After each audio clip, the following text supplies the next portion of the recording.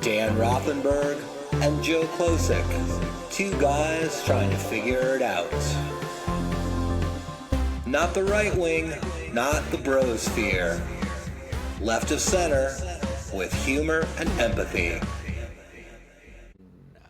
Welcome. Hello, everybody. Welcome to the Splain. The Splain. It is Dan Rothenberg.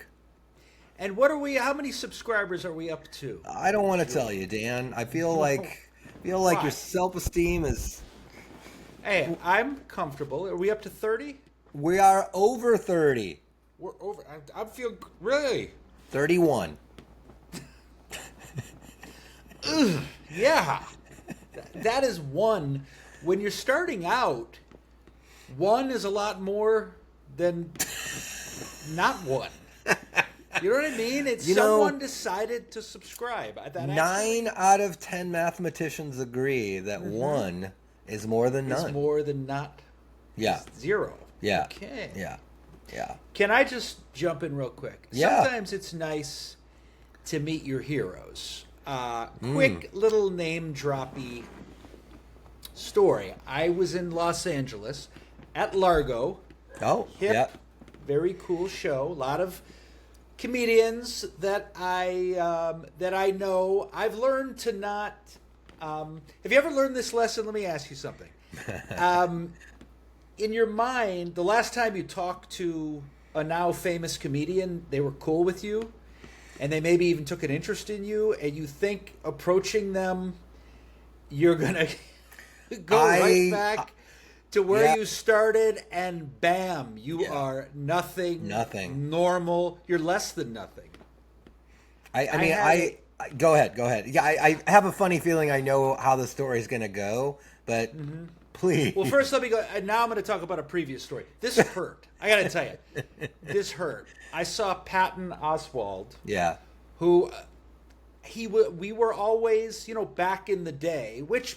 Okay, granted, back in the day was 15, 20 years ago. But he took an interest in me. He was very cool to me. I was there with my son after he had given a talk at Comic-Con. My son's all dressed up as Darth whoever in his brilliant costume. I'm there with my son, and I'm like, hey, Patton, it's Dan. And comedian, I mean, Zero. Yeah. Zip. And I'd be cool. Maybe, you know what? He probably doesn't remember. Maybe he doesn't remember. Yeah. It's hard. Yeah. It's hard to believe, but that hurt. Yeah. You know what I mean? Because yeah. maybe he. I thought I'd at least get the effort of where did we used to put? Oh, Cobb's. Yeah. And then he would fake it. It was a very quick we're not doing this. And my son is right there, and I'm. Oh. Yeah, that hurts.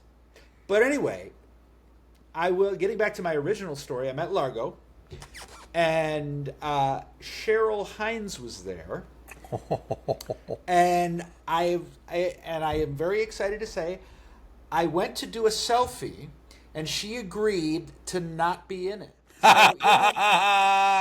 So, sometimes your heroes, they're cool. They don't disappoint. I was like, whoa, can you back it up? And she did. It's a nice selfie of me and not Cheryl Hines. So I'm feeling good, I'm kind of back. After that Patton incident, I'm kind of back in the saddle. You're back in the saddle, yeah. Well, yeah. Yeah. Did Cheryl also not remember you? Is that... I hope not. I didn't want to remind her. There's our next short right there. That's the short. That's funny. Oh, okay.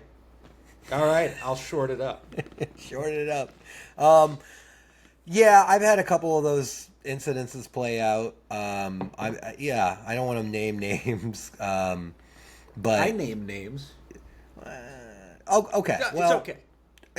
So I remember, there was a comic, pretty big name, and he would always come to town. And for a while, I was working with him a lot, and we were on very, first name chummy basis. And I remember standing outside the Punchline in San Francisco, and he was asking me questions, and there was a guy, obviously a fan, who was just beaming with that, oh my God.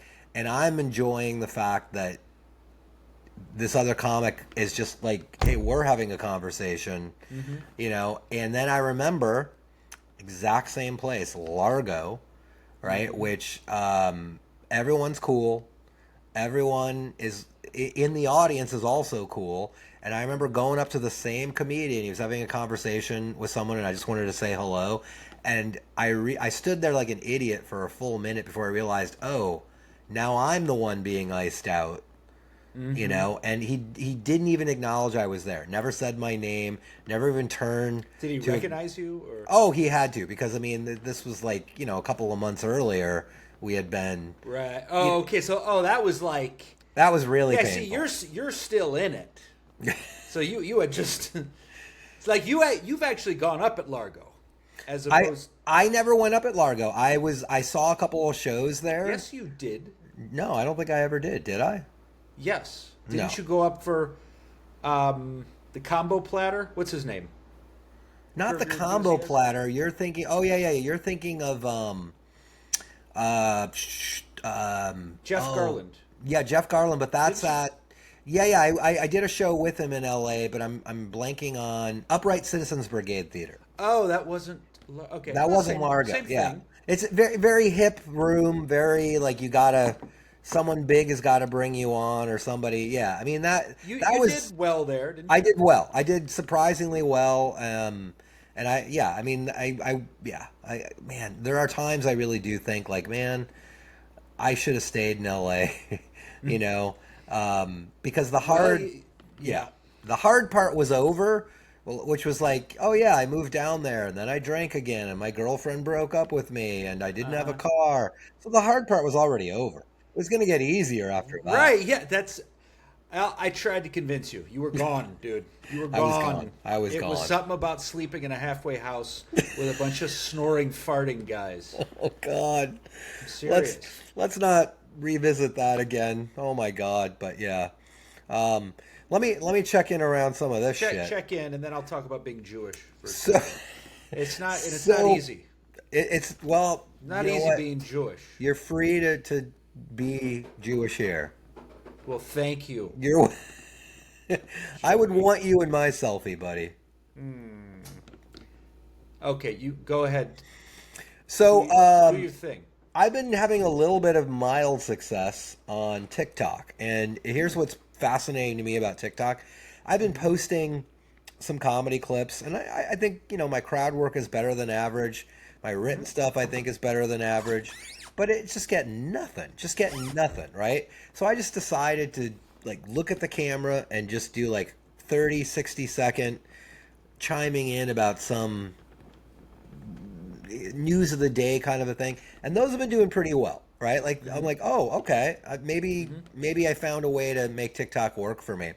And I put one out talking about Megyn Kelly, who was defending, I mean, this is insane. She was defending Jeffrey Epstein as people kept saying he was a pedophile. And I kept thinking he was with 5-year-olds, but he was really with 15-year-olds. And 5 to 15, there's a really big difference. That's just an insane thing to say. It's just an insane thing to say. We can parse it and we can, but just saying that, and this is a woman that sued Fox News for sexual harassment, which is really around a power dynamic. But she is somehow saying hey, maybe it was okay that the women, they were girls, they were children, that Epstein was preying on, they were 15. Come on. It's just an insane thing. Horrible, disgusting. Horrible. It's disgusting. So I put that out there, and in less than 30 seconds, TikTok informs me they've removed it because it violated community standards. And here's the thing that's hilarious to me about that. The reason why they said it was removed for integrity and authenticity. So okay, what was the clip? It was just me talking about Megyn Kelly saying just that. Talking about it. Yeah, just talking about it, and they removed it. So you didn't show it. Okay. Yeah, and I think they didn't their algorithm picked up the word pedophile, and that, yeah, granted, okay, we should probably flag that and look at it, but it's what is the context? What is the context I'm bringing it up? I'm quoting someone, explaining something, But the fact that they took it, and mind you, TikTok is like, they make $1 billion a year, mostly off of girls posting videos of themselves in their underwear. And here I am saying, like, hey, maybe it doesn't matter what age the girls were, it's still wrong. But that violated community standards, which is I mean, hysterical and ironic, but that's the yeah, world we live in now. it is, and it's. I mean, can you even take that literally? It's just an algorithm thing. They're Oh, I doing so know. a human being didn't even get offended. No, no, and that's the thing, and you have to like press, hey, I want someone else to look at this, and now I gotta wait. Who knows if a human being ever actually sees it? But I think it's fascinating to me that AI is this thing that's being discussed so much, and the thing that AI really does not yet seem to have a handle on is the context in which things are brought up. Yeah. Like, okay, look, someone says pedophile, yeah, flag it, let's take a look at it. But if they're Right. bringing it up to say this is wrong, then leave it up. Right, and for whatever reason, it's just not worth their time. They'd rather It's just, not worth their time. They don't. just Yeah, get I mean, rid of I also think they're like, we don't want to invite any kind of introspection because again, a lot of their videos, Right. are So girls. it's like you've always said about performing in front of a really really sensitive room. In order to get to the joke, you have to say the word.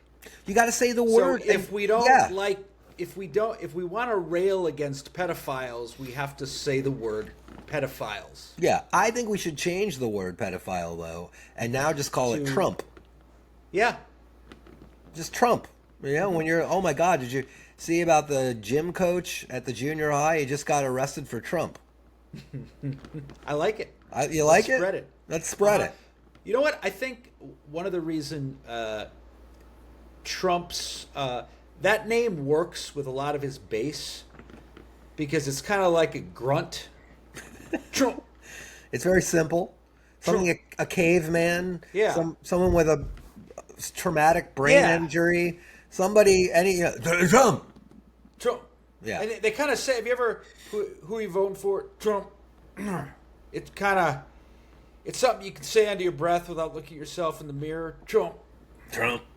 It sounds yeah, sounds like a sexual No. assault. Sexual assault or a shit or Yeah. something Trump. unpleasant. Something like a sudden pain. Trump. Yeah. It's not good. It's not good. I did a show this week, right? And I did a Trump joke, which worked fabulously well. It's a I won't bore you with it. Won't go into the whole thing. But suddenly there's a woman. She's like 60, and she goes, "I'm a Republican," and it's like, Oh, yeah, and like, okay, that's the perfect heckle for you. yeah. Random, out of context stuff. You've always been good with that. It's just- Okay, it's- I can it- picture you. Okay, ma'am. Decided to proclaim. Anyone else? Yeah, and then she looks like, what do you think about that? I'm like, well, I'm a critical thinker, so maybe you should shut up. And that was, but it's like, that's not even, and then I talked to her more, and I'm like, okay, you're a Republican. That's okay. You can be a Republican. But are you happy with Trump?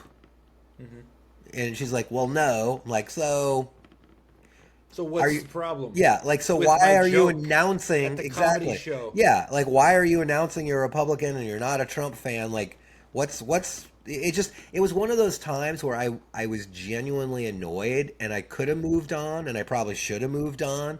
But now I'm like, you know what, lady? I'm going to make you uncomfortable. I'm going to just sort of just focus in on you for a little bit and make you feel like, oh, maybe I shouldn't have said that.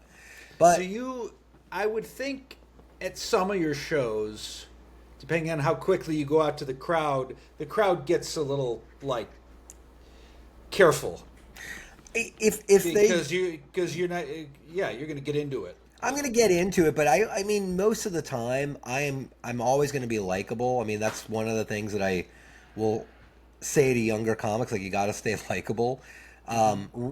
If you get annoyed and they pick up a whiff on that, it's almost like now they want to fuck with you more and blow your performance up. So I haven't felt like this miffed on stage in a while, but I was just like, nobody gives a shit that you're Republican. Everything is going fine. Everyone's laughing. And when you dig into it, Ah, it's like you're not even heckling. You're just like, I need to assert myself. I like Kleenex. Yeah, it's like just Yeah. shut the fuck up. Just shut the fuck up. Let I everyone can else hear enjoy it. yeah, I can hear the crotchetiness in you. It I was can so. I can hear you. Don't take it the wrong way. It's like comedy is like anything. You get old and annoyed with people that are making your life difficult. It's just like, lady, shut up. Nobody gives a shit. And then we moved on afterwards, and of course, she's the Uh-huh. first person after the show. You were so funny, and I'm like, Yeah. okay, great, and I'm out of there. I'm like, you Where know, was it? it was in Marin County, of course.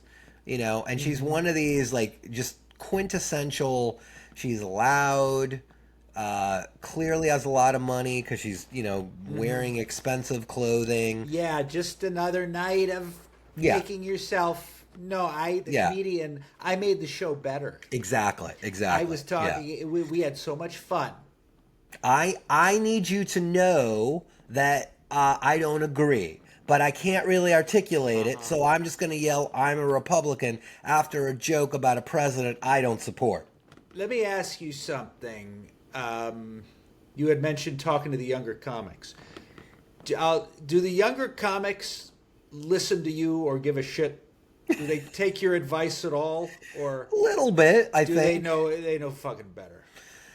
I mean, they probably listen to me about as much as we listened to older comics when we were young. I mean, I don't know. Sometimes it's fun to go on. You have a gig that's like 2-3 hours away and you're with a couple of younger comics and they start asking questions and you're like, well, because they've heard rumors or they're, hey, was it true that this ever happened? Or, hey, were you around when? Yeah, And I think that's fun because like they, around when what? well, like, hey, were you around when When so-and-so Jeff was coming Hendricks up or, was accused of stealing in the competition. All those big legendary stories. but I mean, that's the funny thing, right? Like, it's such a small world and they get a whiff of like, oh, there was drama. I mean, if you go into the green room of the Punchline and you look at the walls, you would recognize most of the comics that are in the pictures on those walls. You would. I would. A lot of the Yeah. younger comics that are in their 20s, they don't know who the fuck any of those people are anymore. And honestly, the reason why those photos are still on the wall is mostly because of Molly. Like, Molly is like, Yeah. she put those pictures up. She respects those people. Yeah, Some of them are comedy going on. clubs are supposed to kind of not stay still in time. You go, it's Bill Maher and Robin Williams and Jerry Seinfeld, and that's what a comedy club is. That's what supposed to look yeah, like. yeah. But it is interesting. Like, but they were picking my brain about some things, and you do, and I wonder if everyone who gets older has this. I do realize our world that we inhabited, it was smaller. Things moved slower. It was. There were fewer comics for things to happen. It didn't happen right away. And it felt more communal because there wasn't as many of us and there wasn't that many quality spaces. Now, yeah, there's a lot more people doing it. Things can happen faster because of social media. There are other quality venues, that there's people that are outside the regular club system. I mean, you remember what it was like. If you weren't in at the Punchline, you weren't in comedy. Yeah, you were. Yeah, Yeah, you were you just really weren't in. you weren't needed in. to be in at the clubs. Yeah, now you don't ever have to set foot inside the Punchline, and you can be doing pretty well. You can be doing other stuff. But Like, so yeah, when yeah, rarely do they ask though, like, hey, what do you think of this joke? Hey, what do you think? But it is nice to have them see me sometimes, like do a full show and then go, oh wow, that's how you do it. yeah. Okay, right. That's what you cannot accelerate. Is going up and doing 45 to an hour in front of strangers. Yeah. That's one thing that you can't fake. You cannot phone in. You can't, because if you don't Yeah. have the time and you don't know how to stitch it together, Right. and there's And yeah, even we've seen famous people eat it yeah, because it's just a fucking. It's hard. it's hard, and if you're not keeping that skill up, like I did a show maybe about a month ago now, a headlining show in a club, 45 minutes. And it was a really good set. Like, I'm like, oh, I walked away Yeah, like, okay, that you know when you have a good set. that crowd and I, we were just, we vibed.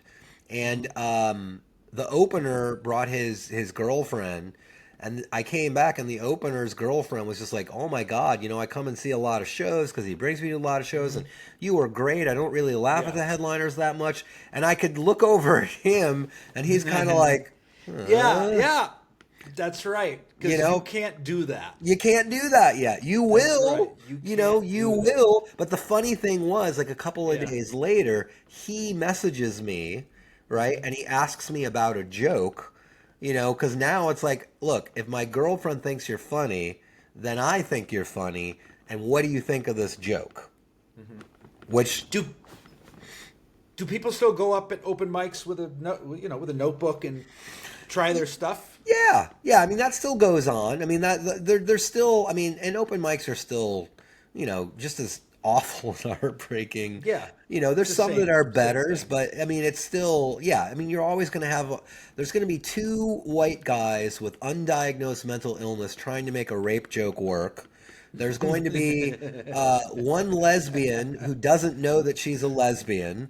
There's going to be a couple of really drunk people that are incredibly like, hey, I got the rhythm down, but they have no punchlines. That is like most of what the open mic scene is. The lesbian that doesn't know she's a lesbian. She doesn't know she's a lesbian yet. She's dressing like it. She's like, I don't get men. It's, and then she's, I can't Okay. seem to find a guy that it's just, They still have closeted lesbians? oh my God, yeah. I mean, I today I realized I could be dead wrong about this, right? Because I should be careful. I was doing a class, and I don't know how this is going to come out, but this guy has been struggling on stage. He keeps bringing up sex, but it feels really awkward and kind of disingenuous. And then today when I was talking to him one-on-one, the way he laughed, I was like, oh my God, he's gay. Yeah, I'm not going to say that. Announce this from the rooftops. Don't do. Now, a lot of people would find it ironic that I'm saying this because I've had my. Well, anyway, do not do closeted. Don't be closeted on stage. In the sense of, I'm going to now talk about the thing I'm not attracted to. It doesn't work. It just doesn't. It's transparent. If comedy is supposed to be real, Yeah. it's, and I shouldn't say that because, of course, being closeted is a societal coping mechanism, and I get that. There was a guy. Do you remember? I'll name his name because he's Breck Vanden. What was his name? Breck Vanden something. Well, a heavyset guy, kind of stocky. A little bit.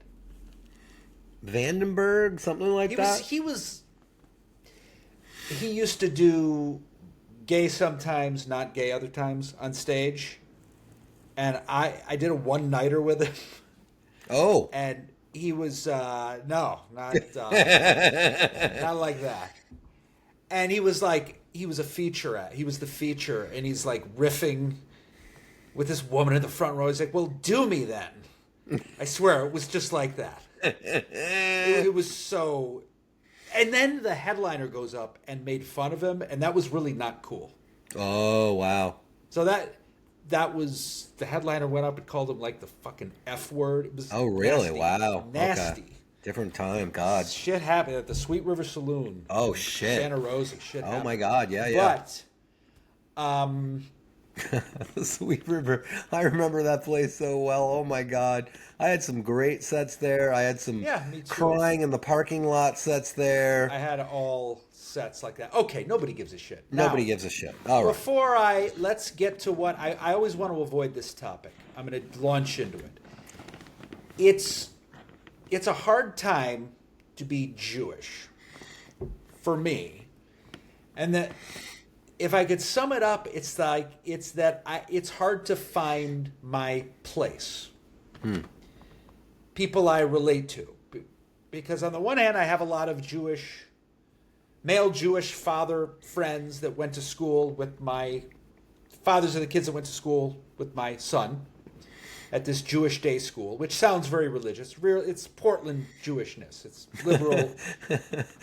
A Jewish school in Portland just means a lot of critical thinking and kind of leaning in a hippie-ish direction. Okay. Anyway, what Judaism has come to be defined as in our current in the time we're in has to do with Israel. It has to do with where you stand on Israel. And on the one hand, if you want to, this is the sense I get. If you want to be a true Jew, if you're with us, you're for Israel. More so than it used to be, in a Zionist type of way. In a we're entitled to that land, and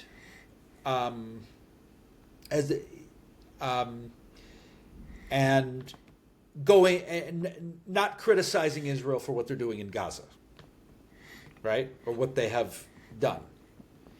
And the truth is, I tend to lean a little more progressive liberal than the guys I'm hanging out with.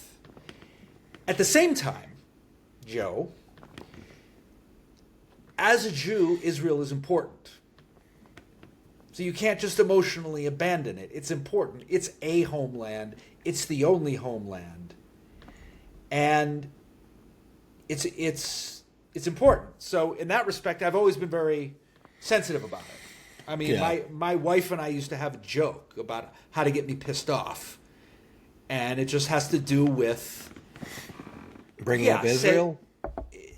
Talking about how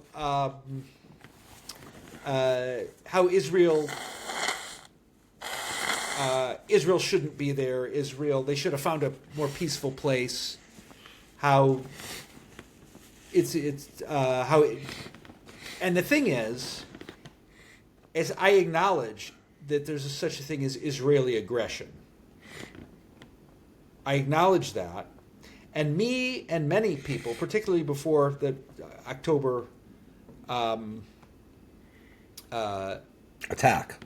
Yeah, before the October attack, we were very outspoken against Netanyahu and against that kind of administration. And it's harder. I am someone who is for a two-state solution. Who I want to see peace. I'm not all invested in Israel coming out on top as much as I am seeing peace in the region. I'm not interested in the Zionist platform of how we're entitled to that land. I want, again, two-state solution and compromise. And there's just less room for that. Yeah. Now. Yeah. Also, full disclosure, I get annoyed living in Portland. I am annoyed by all the protests against Israel. And it's not that they don't have a right to protest for the Palestinian people. That's important. But it's kind of the attitude. It's kind of the self-righteous attitude. And I feel like saying, I'm emotionally involved in this. It's easy for you to protest this. Do you know what I mean? Yeah. But Israel, I realize Israel is kind of like white male gay people. Okay. It's true. Our status as a minority has gone down. We've been demoted to a more privileged bracket of minority. But this is my truth, and I'm not particularly religious. You know me, but I am Jewish, and I was raised Jewish, which means I was raised on the Holocaust in the sense that my grandmother got the hell out of Dodge, or Vienna, to be more specific, with Hitler occupying it. I've seen her. Wow. I've seen her passport. There is a genuine swastika on it. Wow. And a genuine J stamped on it. That's just two generations for me. And we have a history of being persecuted and being scattered. Yeah. And the point I'm making is, as a Jew, I feel vulnerable. I don't feel settled. I am not American. I'm 75. I am, but I'm not. Because we have a history of being, you know how you see like Play-Doh or silly putty are together, two colors are together, right? And you say, this is a good fucking metaphor. I was just locking in on the gay straight white or gay white male. Now the metaphor is silly putty? Yeah. Okay. Is the silly putty gay? You put two different colors of silly putty together. Okay. And you go, well, that's one glob of silly putty. But then you can tear them apart. Oh. And that's kind of how it feels as a Jew. You can always peel us off and discard us. There's enough anti-Semitism and rhetoric that you can always blame us. And we are blamed for a lot of, I believe, some gentlemen with tiki torches not that long ago. Yeah. And the thing, here's my point. I feel like I've been a little bit long-winded. We feel that. Yeah. We feel that vulnerability. That is our history, and that is real for what it's worth. All of you white people who are so self-righteous and, dead set for the river to the sea or whatever the fuck it is. What is it again? I don't know. For the Palestinians, from the thing to the... From the river to the sea. Yeah. What do you have at stake? Have you ever had really any fear? Yeah, I think they have, though, Dan. I mean... From who? Israel? No. I'm not talking about Palestinians. Okay, I apologize. okay. No, let's back it up. I'm not talking about Palestinians. I am talking about Portlanders. I'm talking about white... Look, Dan, some of those people don't always get their latte orders right. And once you've experienced that... No, I'm not saying... It stays with you. Yes, I know. I know life is hard. And I'm not saying you don't have a right to your opinion. It's annoying. I hear you. To me. You don't... What? First of all, have you... Yeah, what's your history? Look at yourself. Have you... But does it have to be a competition in whose pain is greater? Oh, Joe, that is so... Christian. No. No. I just said I was annoyed. I look...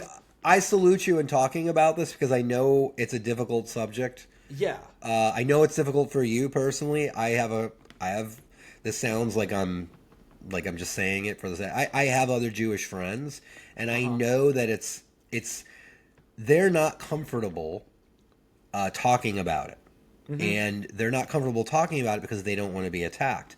And there is a very real history of Jewish people being attacked. Right. And it does not look right now like a good time in history to be Jewish in America because, and I'm not saying that I 100% understand it, but I also think there's a danger in if we start saying like, well, you're not going to ever understand because you don't understand my pain. You don't understand what I think that's a dangerous thing that sometimes we all can get into, and I'm not just singling out Jewish people. The one thing that I will add to this, which I think is kind of fascinating. Explain it, bro. Well, let me explain. Let me explain. Yeah, explain it. So when all these debates happen, and there's things happening in the San Francisco comedy community, there are some people that are very much like, listen, I am Jewish. If you make fun of Israel, you're not on my stage. I want nothing to do with you. There's that kind of, there's other people. There's a couple of comedians that are proudly Palestinian, and they're like, I'm gonna keep speaking my truth. And there are heated debates online. There's been some fist fights, post show. But one of the things that I think everybody should try to do, right, is go directly to the source. And when I say that, I mean, if you go online and you look at the conversations that are happening in the state of Israel, right, you will find that much like American politics right now, Israel is like 49-51% split at any given moment on what's going on with the Palestinians, what's going on with Netanyahu. I mean, it is not the thing that I think like American Jews, they make it seem sometimes as if, oh, Israel's 100% behind this. But when you talk to people from Israel, living citizens in Israel, it is very much an opinion that is up for grabs. And here's the other thing that, I don't know if you've encountered this, but I've also encountered like people from Israel, they are Israelis. And they make a big point of like, well, you're Jewish, but you're not an Israeli. They make a very big point out of like, and again, it's like you don't know what we're going through. And again, like people who are Jewish and American, they're like, yeah, but we're on your side. And it's almost like I've seen an Israeli Jew be very dismissive of American Jews. And here's the thing, why, and you'll love this, because they're like, you're annoying me. You don't get it. You're just doing this because you think you need to do it. And to me, I'm like, oh my God, that's the most Jewish thing ever. Okay.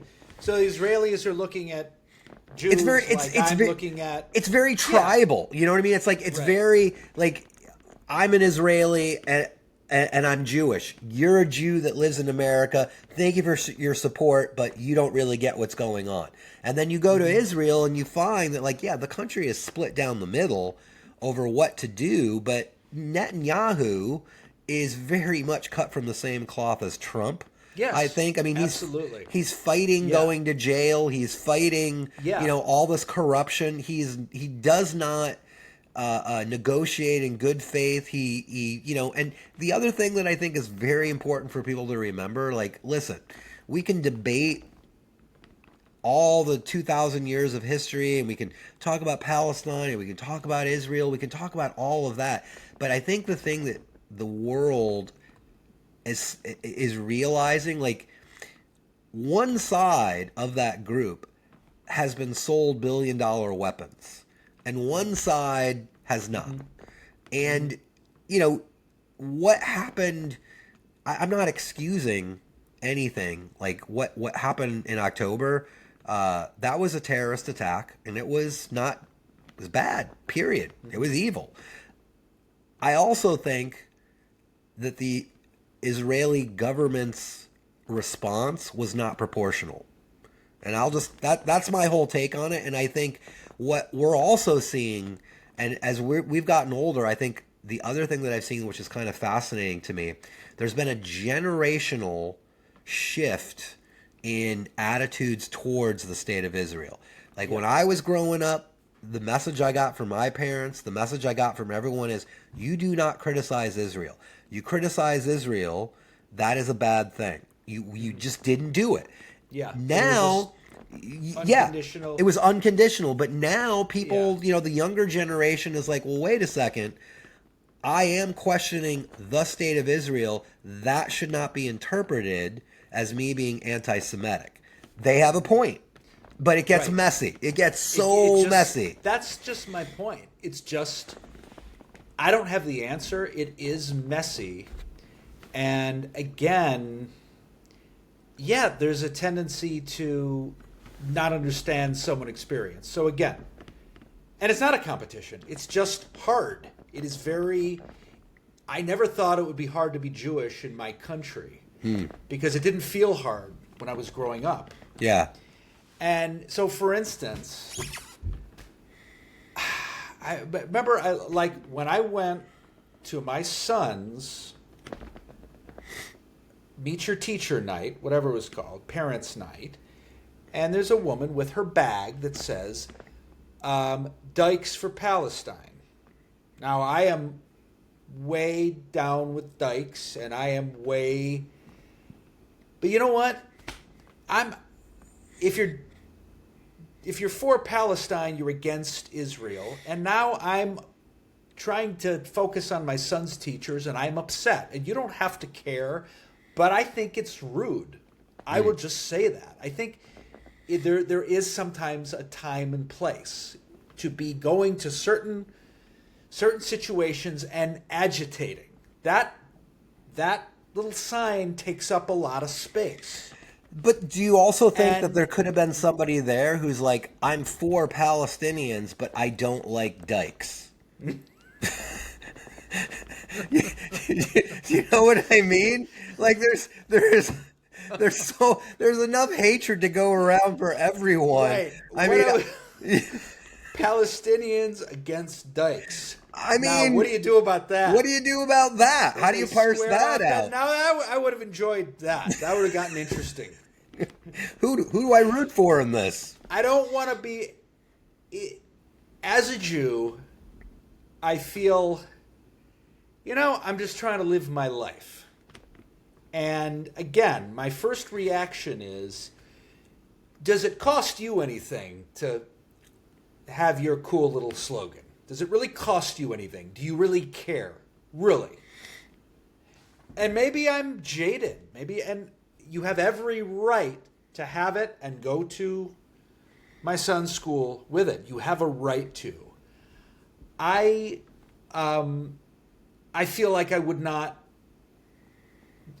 I wouldn't do that unless I would. Well, I'm also saying you shouldn't be you shouldn't hide and cower. Yeah. My reaction is you don't really give a shit.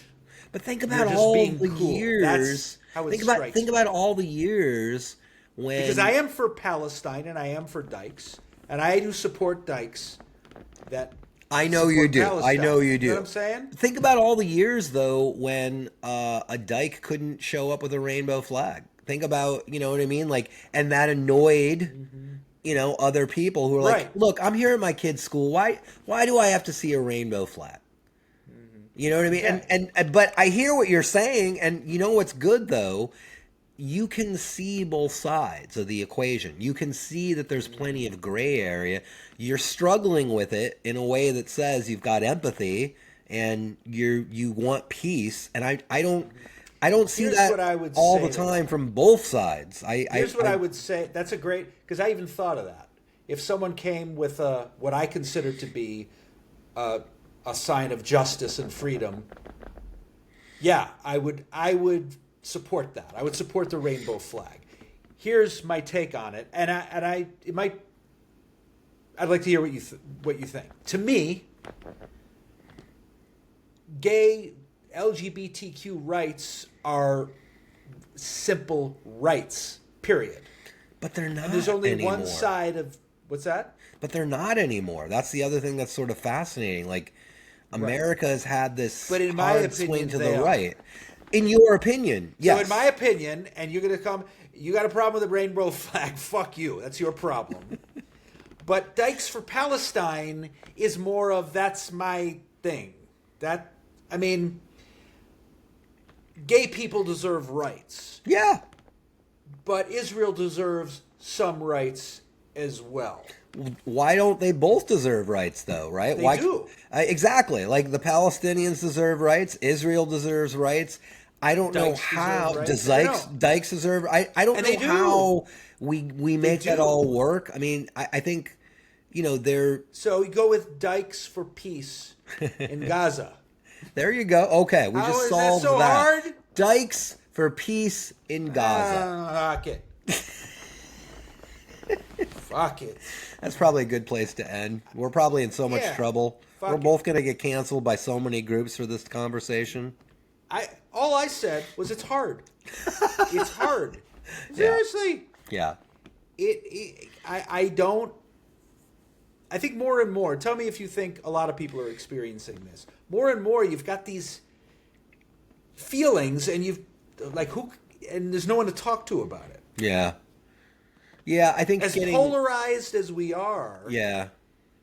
there's it's hard to find your tribe sometimes because I feel like I don't fit in here and I don't fit in Yeah. here. Well, I mean, I think that's why we both got into comedy, because there never was any one group that really personified who we felt we were. And that's what a good comic is you're constantly looking, truth is a moving target. There's the idea that there is a subjective truth, or I have my truth and you have your truth. I don't think that's true. I think truth is this constantly moving thing, and it's evolving and it's confusing. And I think if you're not wrestling with it, that's the danger. Like if you've decided everything is settled and we don't need to have this conversation, and you're bringing up feelings in me, and therefore that makes you bad, that's when the trouble starts. Like it's good to have these conversations. It's good. And as you get older, Yeah, I'm just explaining it, grappling with it. yeah, grapple It's just away. the truth. It is hard. Yeah. Okay, well, you guys subscribe to Splain. We just solved the Middle East We and solved the it, dikes. Not that they were a problem. Yeah, we'll cut that out in post. Cut that. But like us, subscribe to us. We're going to solve more heavy-duty Yeah, issues. we'll see you next week. Peace out. Peace.